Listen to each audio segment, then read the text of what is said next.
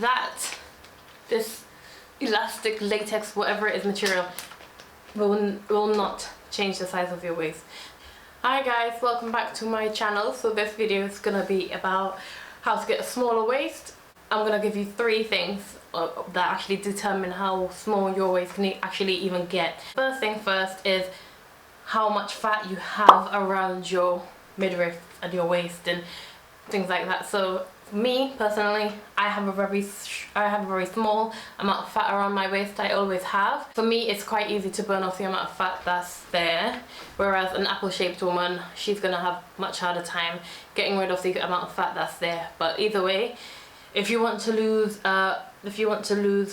you know, make your waist smaller, you're gonna have to tackle that problem there first. How much fat have you actually got sitting around your waist, sitting around your stomach, things like that.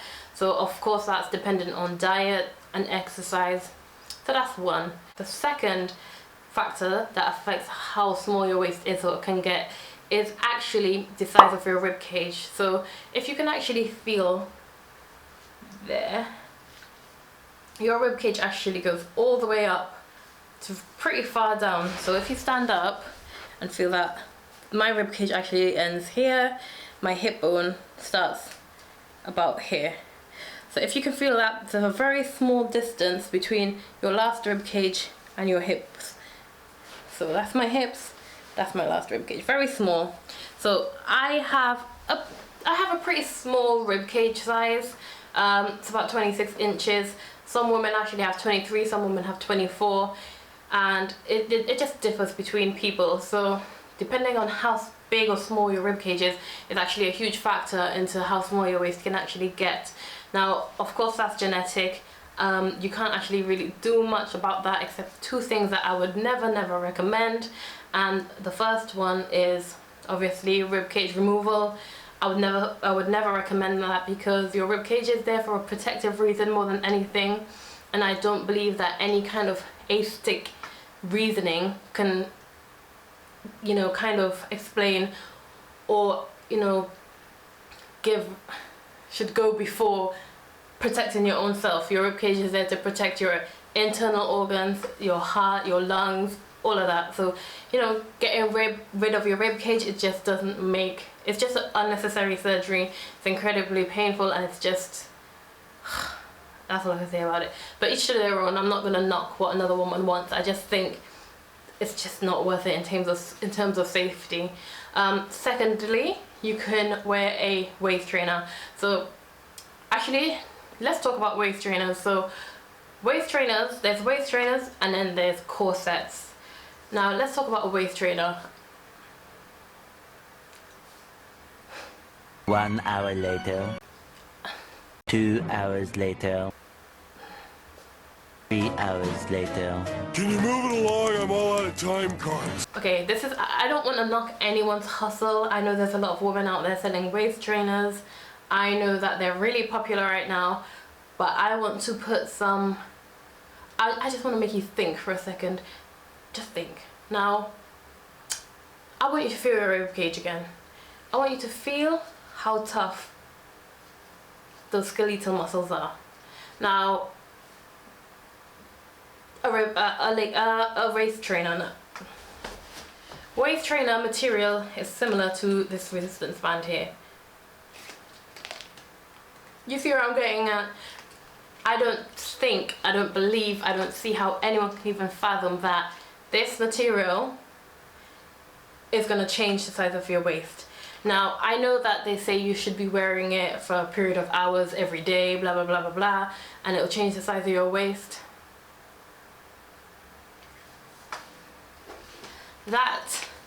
This elastic, latex, whatever it is material will not change the size of your waist. Now, waist trainers, I'm not totally against them. I have worn waist trainers before. I think it helps, you know, with a really good posture. I like to wear them after the gym, after I've like done an ab workout, because I just feel like it kind of helps me to like really hold my core muscles together and, you know, things like that. But that is not going to distribute your fat around your body. That is going to make your waist look smaller in any kind of way. And secondly, it is not going to change the size of your rib cage. It cannot move your rib cage. it just can't. Okay, corsets, however, they are actually made out of metal bone material. Now, metal is a much stronger material. Metal can actually break your bones. If someone hits you with a metal bat, it will break your bones. So your rib cage is much stronger. So if you put on a metal corset, you know, that is eventually going to, but it does take years, move your rib cage, the size of your ribs will become smaller, and then that will make you have an effect of a smaller waist. Again, like the surgery, it's not something I would recommend. I just believe like the rib cage and the skull are very, very, very, probably the most, and your spine, the most important bones in your body. They're there for protective reasons, and I don't feel like they should be meddled with. So I wouldn't suggest a surgery, and I would not suggest wearing a waist trainer, a corset.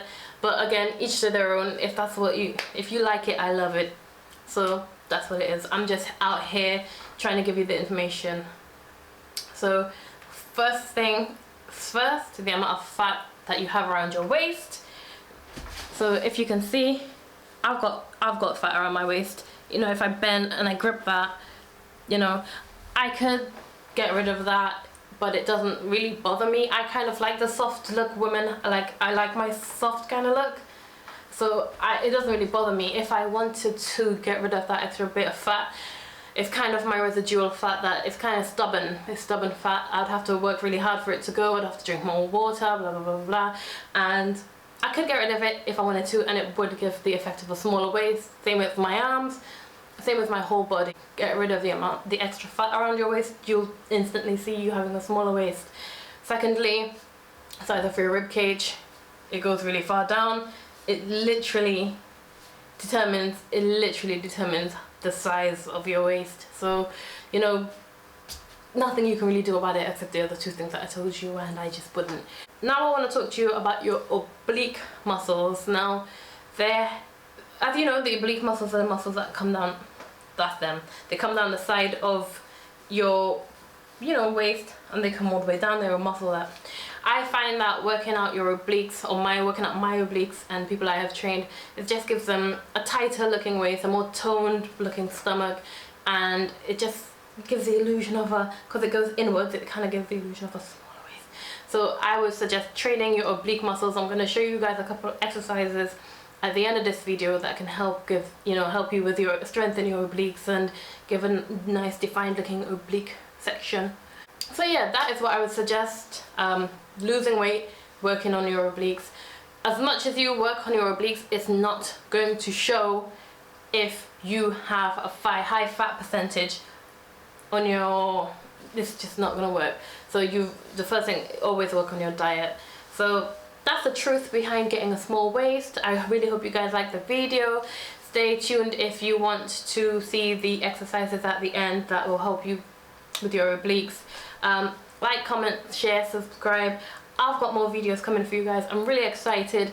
If you have any video ideas, I've already written down a bunch of ideas that you guys have given me on videos you want to see and things like that, so I'll do those as well. But if you have any more, hit me in the comments below. Like, subscribe and share, and thank you guys for watching.